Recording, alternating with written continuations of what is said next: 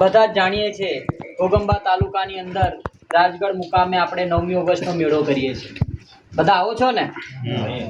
પણ આપણી સમાજની અંદર એક પરંપરા રહી છે, એક સંસ્કૃતિ રહી છે કે આપણી ઘેર નોતરું નાખે તે જ આપણે જીએ છે, બાકી જીએ છે નહીં જતા.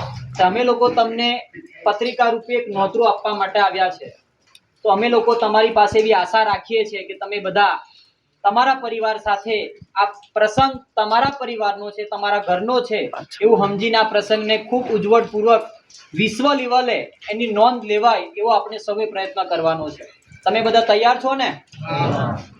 તે દિવસે આપણે ખાલી નાચવા કૂદવા માટે ભેગું નથી થવાનું.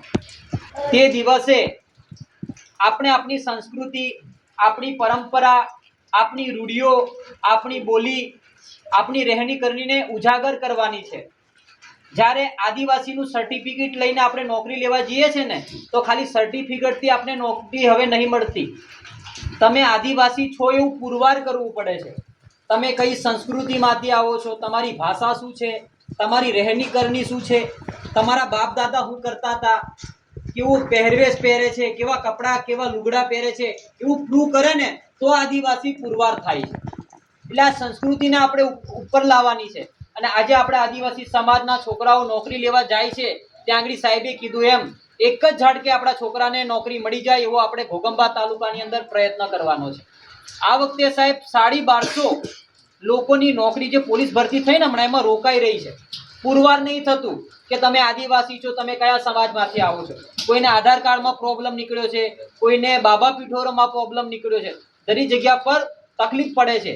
એટલે આ સંસ્કૃતિને ઉજાગર કરવા માટે તમે લોકો તમારા પોતાના પહેરવેશની અંદર ત્યાં આગળ આવો એવો પ્રયત્ન કરીએ છીએ. અને સાહેબે કીધું એમ ઢોલ લઈને ખાસ આવજો તો જ તમે તમારી સંસ્કૃતિને ઉજાગર કરી શકશો. આવો રામ ઢોલ કોઈ પાસે છે? બીજા સમાજ પાસે છે? આપણા સમાજ પાસે છે ને? તો આપણે લઈને આવવાનું છે.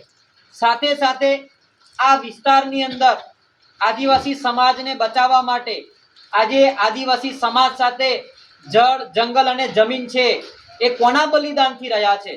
તો આપણે જોઈએ તો આ વિસ્તારની અંદર રૂપસિંહ નાયક હોય, જોડિયા પરમેશ્વર હોય, આપણા ભગવાન બિરસા મુંડા હોય, તાત્યા મામા હોય, ગુરુ ગોવિંદ હોય, એવા લોકોનો ઇતિહાસને આપણે તે દિવસે ચર્ચા કરવાની છે કે ભાઈ અમારા વડવાઓ, અમારા પૂર્વજો અમને બચાવી રાખવા માટે હું કરેલું, એવી આપણે બધાએ વાતો કરવાની છે તે દિવસે. સાથે સાથે આપણે જોઈએ છીએ કે આદિવાસી સમાજ સાથે દિવસ અને રાત ડગલે ને પગલે ક્યાંક ને ક્યાંક અન્યાય થાય છે. થોડાક દિવસ પહેલા આપણે સામાજિક ધોરણે વાતચીત કરીશું કે એક ખેડૂતની સનદવાળી જમીન હતી. એ સનદવાળી જમીનની અંદર કપાસનો પાક કરેલો હતો અને ત્યાં ફોરેસ્ટ અધિકારી આવે ને રાત્રે 3 વાગે કાપી નાખે છે. એના વાતોચીતો કરવા માટે માનનીય ધારાસભ્ય ત્યાંના સ્થાનિક દેડિયાપાડાના ચૈતરભાઈ વસાવાએ ખેડૂતને બોલાવ્યા, વન અધિકારી ફોરેસ્ટના અધિકારીઓને બોલાવીને વાતચીત કરી, એનું સમાધાન કરાયું. પણ આજે પણ ઘણા બધા લોકો ઈચ્છે છે કે આદિવાસી સમાજ એક ન થાય. આદિવાસી સમાજનો જે અવાજ ઉઠાવે એને દબાઈ દેવાનો, તેને જેલમાં પૂરી દેવાનો, તેને તડીપાર કરી દેવાનું અમુક લોકો વિચારે છે. એને જો આપણે એક રહેશું તો આજે 6 જણને જામીન મળી ગયા ને કેસની અંદર, તો આપણે બધા એક થવાનો પ્રયત્ન કરવો પડશે.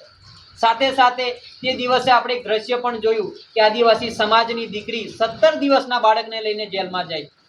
મોટા તું કદાળેલું ભાડલું, આટલી ઉંમર હોય કદાળ ભાડલું, નાનલું પોરીલું કોઈ જેલમાં જાય એવું આજે જાય છે ને. આજે આ સરકાર પણ એવું ઈચ્છે છે કે આદિવાસી સમાજ આ દેશમાં ના રહેવો જોઈએ, વનવાસી રહેવો જોઈએ. આપણે કોણ? આદિવાસી છીએ. એટલે આપણે લોકો આ બધી પુરવાર કરવા માટે 9મી ઓગસ્ટે ભેગા થવાનું છે. આપણે જિલ્લા લેવલે, રાજ્ય લેવલે અને વિશ્વ લેવલે એવો સંદેશ મોકલાવવાનો છે કે ઘોગંબા તાલુકાનો આદિવાસી સમાજ જાગૃત છે. જ્યારે પણ સમાજ પર આંચ આવશે તે દાડે એક થઈને લડવા માટે પણ તૈયાર છે અને સમાજ માટે જ્યારે બલિદાન આપવું પડશે તે દાડ પણ લડવા તૈયાર છે. અને જે દાડ માથું આપવાની વાત હશે તે દાડે પણ તૈયાર છે. એવો આપણે સંદેશ મોકલવા માટે તમે બધા તૈયાર છો ને? તો તે દિવસે જ આપણે આવા બધી બાબતો આપણે ચર્ચા કરીશું.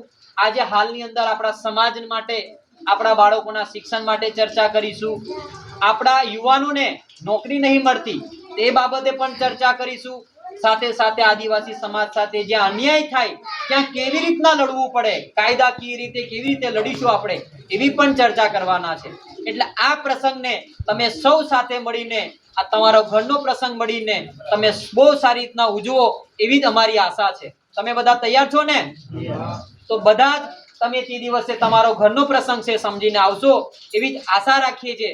બસ વધારે મોટી બધી ચર્ચાઓ આપણે તે દિવસ 9મી ઓગસ્ટે કરીશું. બસ આ તમારા ગામમાં અમે લોકો નોતરું નાખવા આવ્યા છે, તો તમે જે બાકી રહેલા છે, બધે તમે બાકીના નહીં આવ્યા એમને પણ નોતરું નાખી દેજો અને બધા ભેગા થઈને એકતાથી આવજો. આપ સર્વે આવો એ જ આશા રાખીને મારી વાણીને આગળ વિરમું છું. જય જોહાર, જય આદિવાસી.